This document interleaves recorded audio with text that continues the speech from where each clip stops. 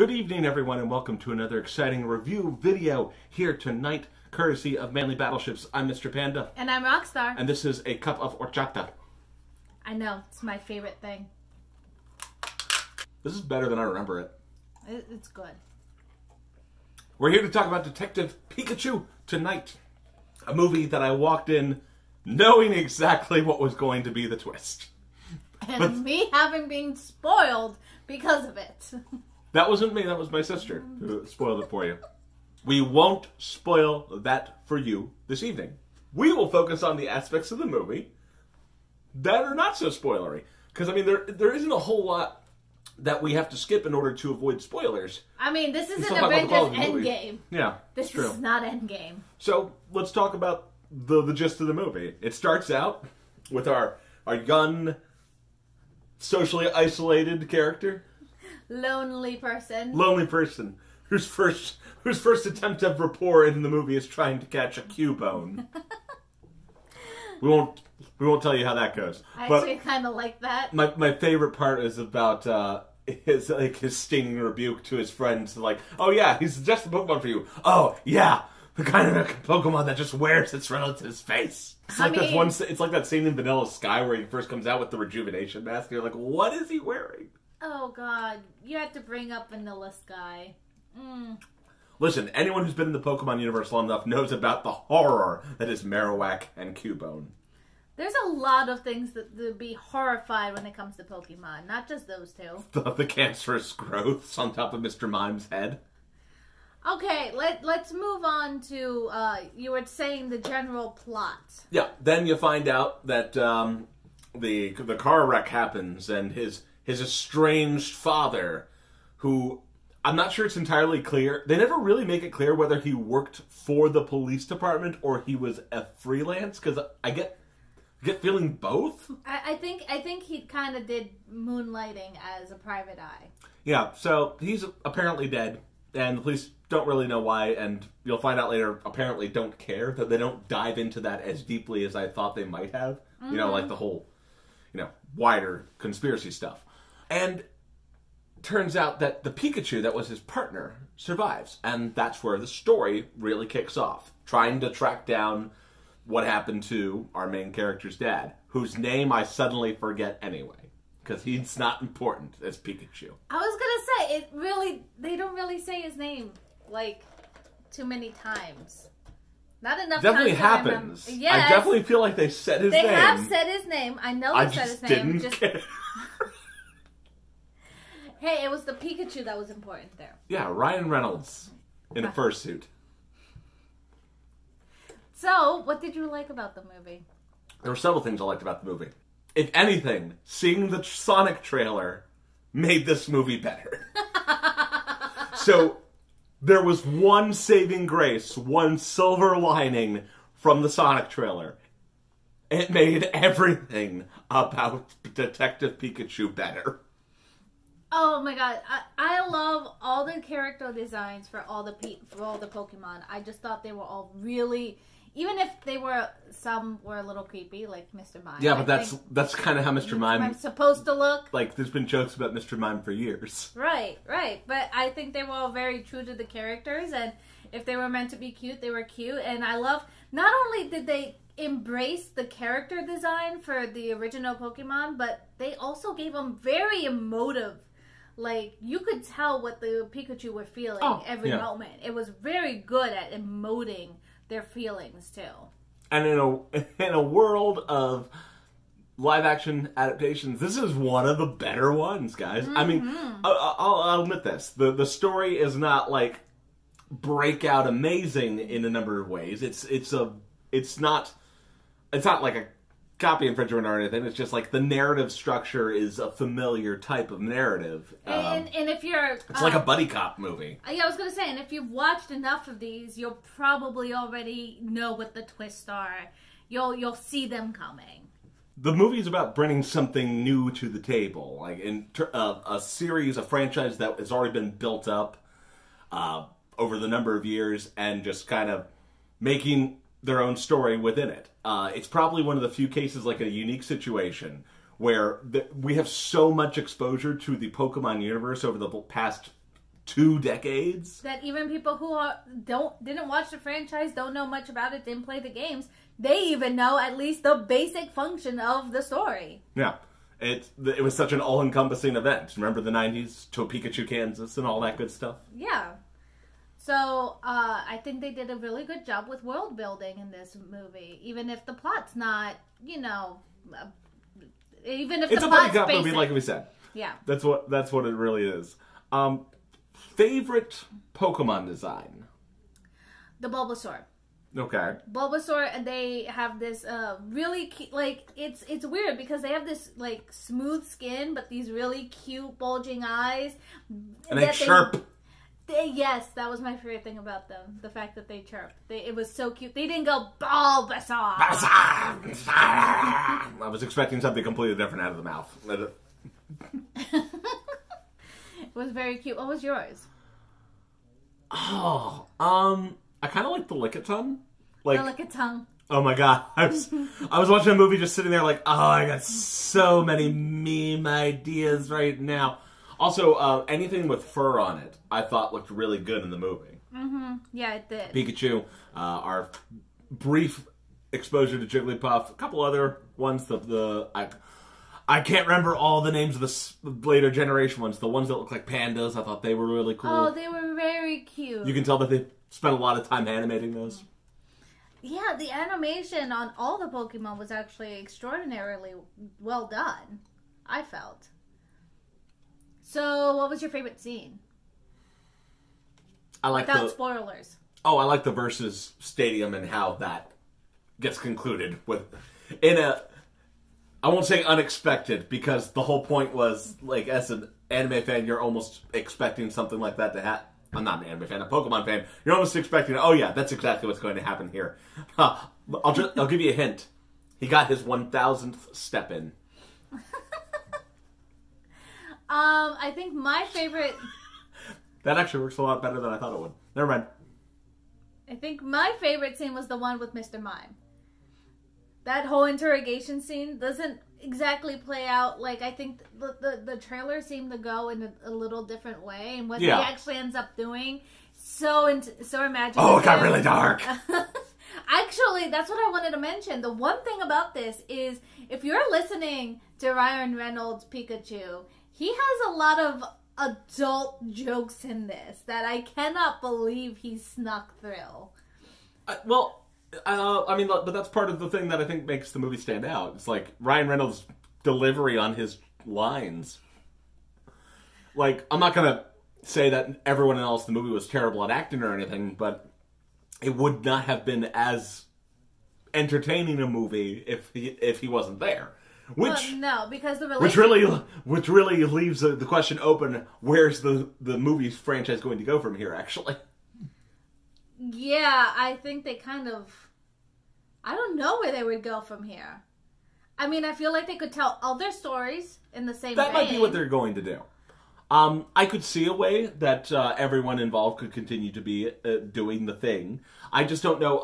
I don't know if it's going to continue under... I don't know. I honestly don't know. It's like we're hopping tracks here a little bit because the recording cut out very briefly. But... Tech issues. Yeah, but I could see them doing more stories in the same universe. Maybe even in the same location. I don't know if it's going to involve the same characters based off of everything that happened, among other things. Also, like, where do you go from there? Well, I was going to say, the other issue is they tie up all their loose strings very easily. Yeah, that's true. Like, the story's complete. It didn't really feel like the beginning of a franchise. Like, it feels like it could... If they didn't make another movie in the same realm, it could just stand alone. Spin-off series. Spin-off cartoon just about Detective Pikachu solving crimes in his Pokemon world. Basically like Who Framed Roger Rabbit, but with Pokemon. You know, I heard a rumor that this is supposed to be in the same continuum as the cartoon. It could be. Because they make a brief reference. I mean, you got if you've seen the trailer, so this isn't a spoiler. Mewtwo is in the movie. And they actually make a reference to the fact that he had escaped 20 years earlier. Mm-hmm. So if we assume that this is within the same general universe, then that puts it roughly, 20 years after the events of Pokemon the first movie. Right. Which is, okay. I mean, potentially they can make those connections. I don't know if it might be kind of like the Hulk, where, the Incredible Hulk, specifically. Incredible Hulk. Where the Incredible Hulk basically acts like everything that happened in the Hulk happened, but they never actually bring that up or acknowledge it. You know what I mean? Because there's a reason for that. Well, no, but you know what I'm talking about. Yes. Like, chronologically, all of the things that happened in that movie look like they happened after that movie. Even though it sucked. Yeah. Both of them. Kind of sucked. Both of them. The Incredible Hulk didn't suck. I recently rewatched it. It sucks. It's just not great. Like, it's still not as bad as Thor the Dark World. This is not a Marvel... You're right, we're supposed to be talking about Pokemon. Especially because you hate Pokemon. I didn't say I hate it. I just said I don't have a feeling towards it one way or another. I am indifferent. There is a difference. She'd like to get her bubble beams from a wand instead of, a Squirtle. That innuendo works a lot better than I thought it would.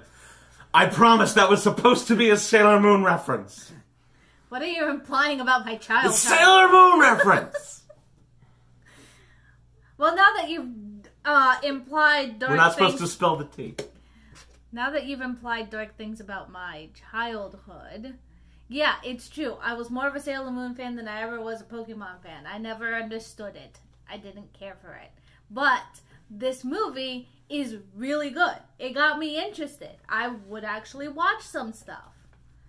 It's very fascinating. I would definitely like to see any continuation of this filming franchise of Pokemon in live action. Bring in more options for Pokemon battles, or at least showing them off. Because there's a couple places where they indirectly are showing off the Pokemon. You know the one I'm talking about, like things like the earthquake and stuff.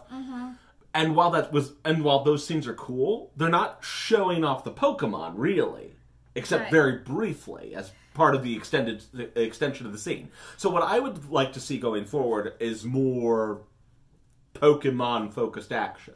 Well, I think the reason they did it this way is to try to get newer people, the general audience, who maybe are familiar with Pokemon, but not as familiar as, say, gamers or people who have watched Pokemon since the beginning, to really indulge in more of the world, for instance. Because it felt very... This movie felt very world building, and in the sense where it shows you little bits and pieces of stuff that people who have played the games or watched the cartoon would know and would be like, I would want more of that. And of course, you guys would, but we don't know the world like you do. So it actually is a very great starter. And and I thought what was really cool is that the entire movie just presents itself as a state of normalcy. Which I feel like we already kind of alluded to that, but like it's from the first shot. Like you come in and there's Pidgeys flying. Pidgeys, yep. There's not a sign of any real animals anywhere. So it automatically just gives you the sense that there's all these wild Pokemon running around in the world instead of regular mammalian and other types of species. It's not like you see dogs or anything. All you see are... Well, you see Growlithes. Yes, but I'm talking about, like, dogs. Like my Pomeranian, for instance. You see Growlithes instead of dogs. You see... Like, the pets are the Pokemon. Yeah. And even Pikachu at times will show... Hey, listen. They're partners. They are not pets. Listen. Where is the Oh, that could be the sequel. The Pokemon version of PETA. I'm surprised there isn't one. Like, I feel like that could be a really interesting plot with, like, eco-terrorists. Okay. I mean, that's one way to take this. Oh, I will say one other thing that is kind of about the movie. I felt 3D was actually really worth it. It helped with layering, but I don't think that it's like if you want to go see the movie, I have a feeling that the 2D won't make that significant of a difference. Like, there's not a whole... Most of the time when they have those layered shots where it's like poking out the front for you, they blur the background anyway. So, I mean, like, I didn't feel like it was super necessary most of the time. Except, like, maybe when he first gets to the city. I thought it was pretty. Okay. That's what I'm saying. It's like not a necessary. Like if you're gonna go watch it in 2D, I don't think you're gonna miss much. But it was very pretty, and the reason I'm bringing this up is because I went to go watch Endgame in 3D, and it wasn't even worth it. I mean, yeah, I could see that not being worth it. Like it wasn't worth it at all. It didn't make any difference. Like maybe IMAX. I mean, maybe for IMAX. the battle scenes. But I mean, I thought I had this kind of thing recently with Battle Angel Alita. I saw it in a couple different theaters, and when I saw it in IMAX, that was when I enjoyed it the most. Like it made up for like especially those portions where they said that things got slow. Those were better because of what you were able to see. Similar to I never got to see Avatar in IMAX. But I mean 3D alone, it was just like, oh yeah, this is like adding whole new dimensions.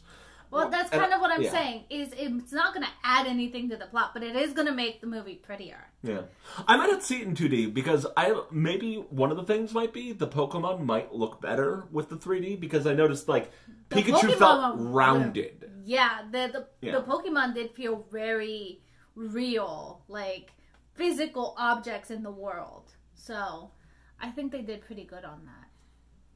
There's definitely going to be some really weird memes about Machamp. I feel like there's going to be really weird memes about Ditto.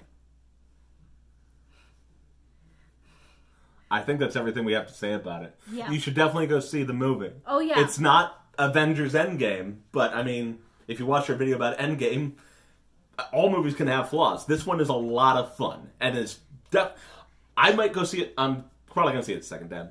Oh, I'm definitely going to go see it a second Especially time. on $5 movie night. I think you should go watch it. I mean, you guys might be a little like, oh, the plot is very simple, but that won't matter the first time. It won't matter. It really won't. I think that it actually is a very good movie. And that's all we have to say about that. Yeah. Catch you guys Monday for Last Week in Geek. Good night. See ya.